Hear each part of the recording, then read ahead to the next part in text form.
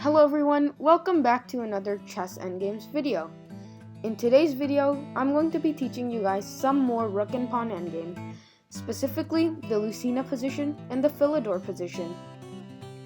Before we get further on into this video, please consider liking this video and subscribing to my channel if you're new. Other than that, let's jump right into it. So the first position that we're going to be going over today is known as the Lucina position. And in this position, it's when one side has a pawn that is almost promoting, however their king is in the way of the pawn, and both sides have a rook.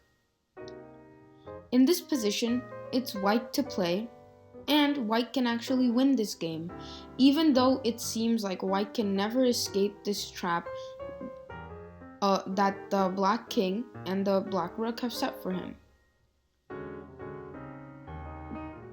The move that you have to find is rook to e1 check. After this, the black king has a few options and we're going to be going over two of them. Rook to f7 and rook to f6. If, let's say, the black king plays to d6, then simply king to d8 and white will be easily winning this game because white can easily just promote the pawn in the next move, no matter what black does. So, instead, let's see what happens if black plays king to f7. Now, this is the critical position in the game, and you should really know what to do here. The correct move to play is to play rook to e4, putting your rook on the 4th rank. This is important, and I'll show you why in just a moment. After this, black can play a waiting move, such as, let's say, rook to b3, simply waiting for the white king to move, or for white's turn. After this, the correct move is king to d7, getting out of the way and threatening to promote the pawn to a queen, winning the game.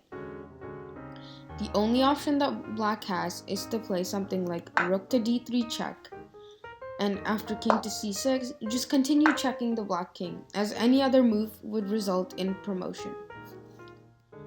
King to b6, rook to b3, and here's the most important part, where you build a bridge from the king to the rook by playing king to c5.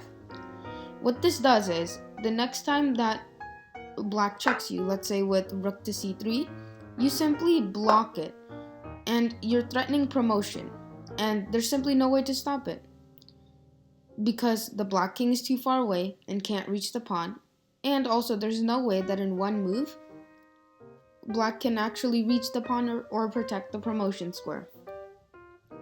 So, after a series of exchanges, and let's say king to e7, all you have to do is promote to a queen, and you should be able to checkmate with the king and a queen.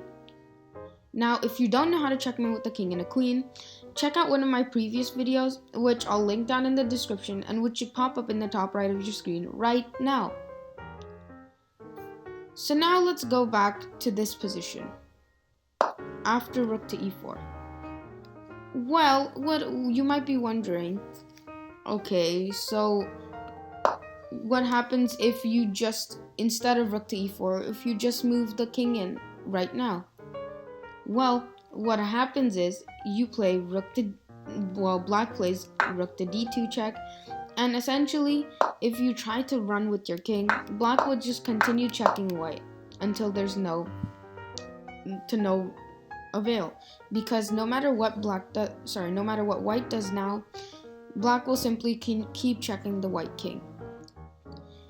And if you accidentally do this as white, don't lose hope, because there is still a way to get back in this game, and the way is after rook to c2 check, king to d7, rook to d2 check, and king to c8, you're back in the starting position, except after a move such as, let's say, rook to b2, you simply play rook to e4 again, and you're in the exact same position as before, in a completely winning game.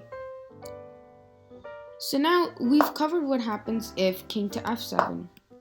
However, let's see what happens if king to f6. Well, in this case, you do almost the exact same thing, except you play rook to e8. with the threat of moving your king and promoting your pawn. After, let's say, black plays something like rook to b1, you simply move your king and threaten to promote the pawn, continuing with the plan. If black tries to continue checking you like before, it's not going to work because this time you can actually march your king towards the black rook. And the difference between this position with the rook on e8 versus the rook on e1 is that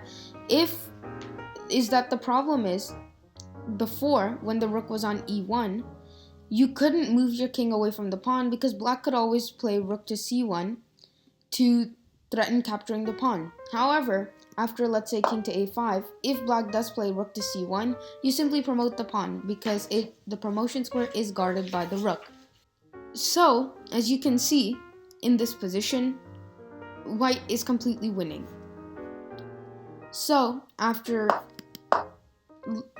rook to e8, the only choice that black has is actually to scare the rook away with king to f7, after which you simply play rook to e4, and you're back in the same position, in a completely winning endgame. So this is the Lucina position, and how to win. Now let's look at another position that you should really know in a rook and pawn endgame, and that's known as the Philidor's position. In this position, as you can see, your opponent is up a pawn, and your rook is in a terrible place on c1, while your opponent's rook is restricting your king's activity. Now, this may seem like a hopeless position and a completely lost game. However, there is actually a way that white can draw this. And the way to do that is by using what's known as the third rank defense after the move rook to c3. What this does is that it controls the entire third rank, making it difficult for black to push his pawn successfully. Keep in mind that if black tries something like rook to a1, you simply keep your king in front of the black pawn. And if you continue doing that, it will just be a perpetual. And another thing to note is that no matter what, your king should always be in the black's pawn way, or in front of the black pawn. So if black tries to, let's say, play king to d4 to try to push his pawn to promotion, you simply move your rook away. And keep in mind, you should always keep your rook on the third rank throughout this defense. If black tries something like king to c4, you simply move your rook away. And after king to d4, you simply keep on moving your rook back and forth. You might be wondering what happens if they push their pawn to e3. However, if they push their pawn to e3, now you should be thinking to yourself that you've already drawn this game and you've got this in the bag. After pawn to e3, you play the powerful rook to b8. And you only do this after they push their pawn to b3. And there's a very specific reason for this, which I'll explain to you right now. Again, just like before, if they try rook to a1 check, then you simply keep moving your king back and forth from e2 to e1. If they try something like pawn to e2 right away, then all you have to do is simply continuously check the black king. As after a couple moves, it will be the 50 move rule and it will be a draw. So let's say they don't push their pawn to e2. Well, what if they play king to d3? If king to d3, you do the exact same thing as before. You continuously check the black king, and if they try to run away, let's say to c5, you simply play rook to e3, attacking the pawn, and they have to come back to d4 to protect the pawn.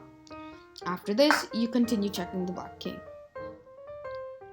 Okay, so as you can see, after the move rook to b8, king to d3 doesn't work, and pawn to e2 doesn't work either. And neither does rook to a1. So, as you can see, in this position, you're actually completely winning. It's a complete draw. If they try something like rook to a5 to stop your checks, you simply check them anyway, as after they block, you trade the rooks and move your king to e2, and this is the king and pawn position, which is a complete draw. Now, if you don't know how to draw this with the white pieces, I'll also link the king and pawn endgame video, which I have down in the description, and it should pop up in the top right of your screen right now. So, As you can see, today, not only did you learn on how to win with the Lucina position, but also how to hold a draw against the Philidor position. I hope you guys enjoyed this video, and if you don't mind, please liking this video and subscribing to my channel if you're new. Other than that, I hope you have a good rest of your day. Thank you all for watching, and please check out some of my previous videos which will pop up on your screen right now.